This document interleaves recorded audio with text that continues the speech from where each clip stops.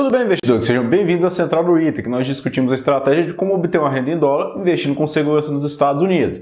Sei que talvez você já tenha ouvido falar de Prologis, que é o maior REIT hoje dos Estados Unidos e um dos maiores REITs industriais do mundo, né? Inclusive já comentamos um card aqui acima sobre esse REIT. Mas o que eu vou comentar para vocês é um dos REITs que é um pouco esquecido e que é até mais resiliente e um pouco mais seguro aqui com questão dos dividendos, quando a gente compara inclusive com Prologis. Esse REIT é o East Group, o código de negociação dele é EGP. E por que eu decidi falar dele aqui hoje nesse vídeo? Porque muitas vezes as pessoas não nos perguntam muito sobre esses REITs, né? A gente foca muito naqueles REITs mais conhecidos e esquece de olhar que a gente tem a possibilidade de investir em determinados outros REITs e que de repente atendam mais ali os nossos quesitos de longo prazo. E no caso de East Group, ele é um dos REITs que tem um dividendo mais resiliente dentro do setor industrial. E no final do vídeo você vai entender por quê. Primeiro ponto, né? Quando a gente quer falar de um REIT, a gente tem que entender a distribuição geográfica deles, né? A gente tem todos os REITs ali, eles têm um foco específico. A gente tem REITs como o Terreno, que eu já comentei também acima, que o foco deles são 6 principais mercados. A gente tem Prologis, que o foco ali é o mundo inteiro, né, praticamente. A gente tem REIT como Stag, que também que eu já comentei, que são contratos mais longos, focados em mercados menos densamente povoados. Enfim, cada REIT tem a sua estratégia. E no caso de East Group, você vai entender hoje essa estratégia dele aqui, como isso pode dar um retorno substancial no longo prazo. Primeiro ponto que a gente tem que entender, né? Como que acontece a distribuição geográfica aqui de East Group. Ele é focado principalmente naquela região sul dos Estados Unidos, também ele é conhecido como Sun Belt, ou Cinturão do Sol. E por que essa região hoje, né, é uma das mais comentadas aqui quando a gente faz vídeo para vocês? Porque existe uma migração massiva das pessoas em direção ao sul dos Estados Unidos, principalmente estados como Texas, Arizona, Flórida, Carolina do Norte, Geórgia, estados que crescem muito, principalmente por essa migração populacional. E aí é lógico, se a migração aumenta ali, se a quantidade de pessoas aumenta, e aí a gente não tem uma oferta muito grande, é natural que o valor dos aluguéis, tanto no setor residencial, é natural que o setor de logística também ali tem uma demanda maior, e aí os aluguéis subam. E é isso que esse REIT tem conseguido entregar muito aqui, um crescimento absurdo dos aluguéis no ano de 2022, por exemplo. E só para a gente ter uma noção, né, hoje o Net Operating Income, que seria basicamente a receita operacional líquida do REIT, ele vem fortemente de 3 estados, né, que é Texas, Flórida e, é lógico, a Califórnia. Então a gente pode ver claramente que é um REIT bem posicionado na região sul dos Estados Unidos. E quais são as principais estratégias quando fala aqui na análise mais micro aqui desse REIT, né? Primeiro dele, ele trabalha com multilocatário, diferente de REITs como Stag, que tem ali o aluguel único, né? Ou seja, o inquilino ele aluga o galpão logístico fechado ali e cuida desse galpão. No caso de East Group, não. Ele tem locatários ali, vários locatários em um único ambiente. E aí o REIT cuida de toda a operacionalização daquele sistema ali.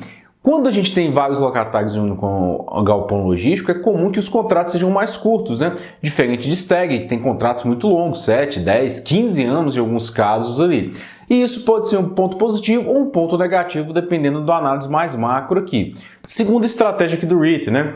São contratos ali em galpões last mile, que são aqueles galpões ali mais incrustados dentro do centro da cidade, aonde, como o próprio nome diz, né, a última milha, ele está mais próximo ali dos moradores. Inclusive, esses galpões, via de regra, são os mais demandados e são os que oferecem um aluguel mais caro ali por metro quadrado. E a terceira aqui que eu digo para vocês é a proteção competitiva com base no Land Bank, ou seja, banco de terrenos. Por que o banco de terrenos é importante?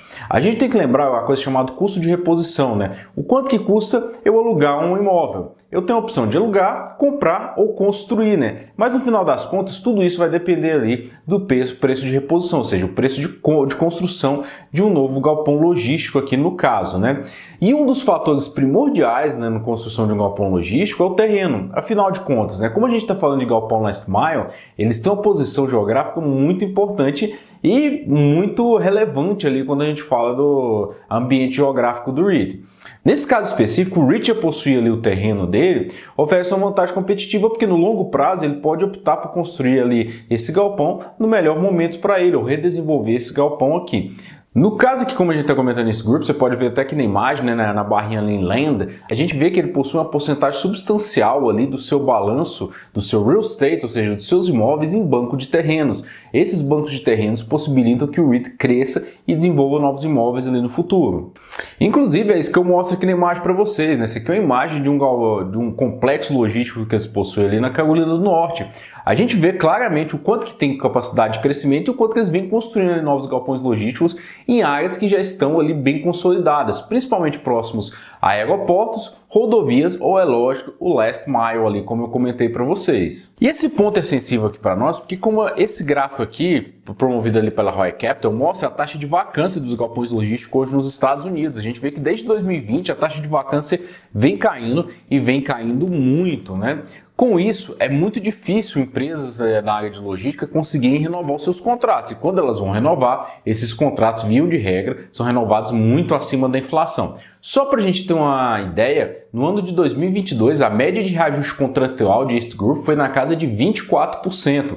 Isso mesmo, muito superior à inflação dos Estados Unidos. E isso, em parte, porque a vacância está muito baixa, né? Então não adianta, se o inquilino busca outro imóvel ali, outro galpão logístico, dificilmente ele vai encontrar. E segundo, ainda que ele encontre, né, a gente tem que levar em consideração aqui que os imóveis last mile aqui de East Group possuem uma vantagem competitiva que ele não vai encontrar em outros players, né? Tirando ali REITs como Prologis, Terreno, não vai ser tão simples ali ele encontrar galpões logísticos com essa mesma qualidade. E aqui entra um ponto importante que eu quero comentar aqui com vocês. A gente fala de prazo de vencimento de contrato dos aluguéis, e é isso que eu mostro aqui na imagem ao lado. Você está vendo a quantidade de contratos que vai vencer nos próximos anos. Em média, ali nos próximos 3 anos, de 15% a 20% dos seus contratos estão vencendo anualmente.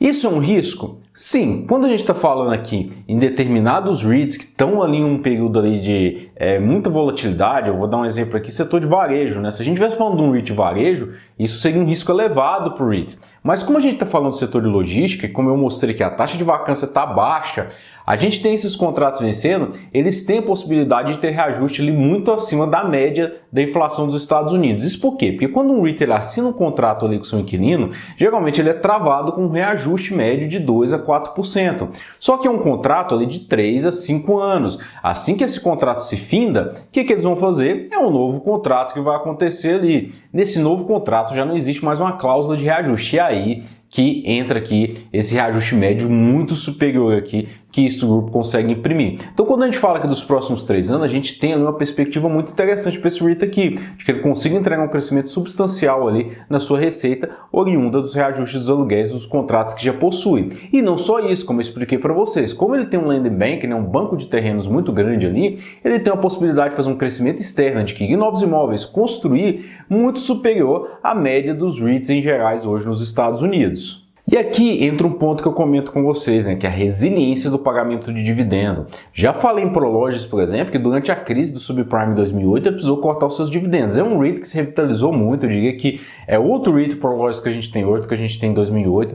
Mas esse grupo, desde 1993, ele vem crescendo seus dividendos. Inclusive, você pode ver aqui na imagem o quanto que ele cresceu seus dividendos em 2020. Esse crescimento de dividendos, se você acompanha o nosso canal há muito tempo, já entendeu que o crescimento de dividendo, via de regra, vem acompanhado ali da valorização ou do ganho de capital. Então o investidor aqui ele ganha em 2 pontas. Primeiro, o dividendo, ou seja, a renda que cresce. E segundo ponto, o ganho de capital. O seu patrimônio está se valorizando ali ao longo do tempo. E mais importante de tudo, né? Quando a gente pensa em REIT de pagador de dividendo, a gente tem que lembrar que o payout, né, do REIT ele flutua ali ao longo do tempo. E esse payout ele é importante para que o REIT ele tenha segurança que esse dividendo tenha a capacidade de ser pago mesmo em um momento ali de estresse na economia.